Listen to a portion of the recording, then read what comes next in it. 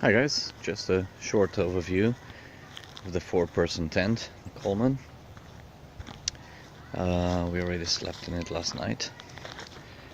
We got it just for 2 people because we don't want a 6-person tent, but we want space inside so we can put all our stuff.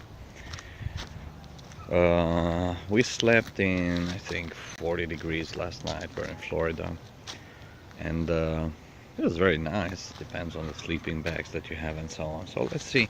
The main problem that we've seen so far, and the only problem, not the main problem, is that if you're a little too fast with this zipper, it just catches the side. I didn't do it now. Anyway, this is the tent on the inside. It's a little bit of a mess now. So we got it just for 2 people.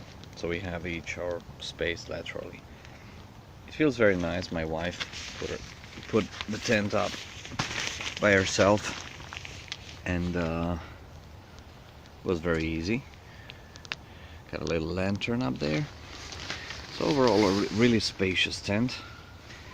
I am 5'10" and I can't completely stand up in it. I think it's 5 foot, but it's really comfortable for me.